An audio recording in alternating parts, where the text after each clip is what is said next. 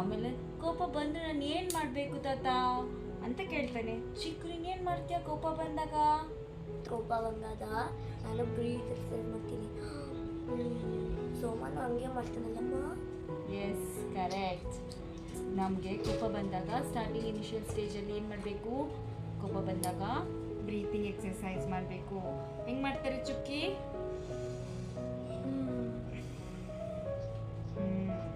Good. Breathe exercise ಮಾಡಿದ್ರೆ ನಮ್ಮ ಕೋಪ ಎಲ್ಲ 1 ನಿಮಿಷಕ್ಕೆ ಕಮ್ಮಿ ಆಗಿಬಿಡುತ್ತೆ. ಸೊ ಸೋಮನು ಹಾಗೆ ಮಾಡ್ತಾನೆ, ಬ್ರೀತ್ ಎಕ್ಸರ್ಸೈಸ್ ಮಾಡಿ ಅವನು ದಿನ ಒಂದು ಕೋಪನ ಕಮ್ಮಿ ಮಾಡ್ಕೊತಾನೆ. ಯಾವಾಗ ಕೋಪ ಬರುತ್ತೋ ಅವನು ಅವೇರ್ನೆಸ್ಸಲ್ಲಿರ್ತಾನೆ. ನಿಧಾನಕ್ಕೆ ತನ್ನ ಬ್ರೀತ್ ಕಡೆ ಕೌಂಟ್ ಮಾಡ್ತಾನೆ, 1 2 3 ಅಂತ. ಆವಾಗ ಕೋಪ ಎಲ್ಲ ಹೋಗ್ಬಿಡುತ್ತೆ.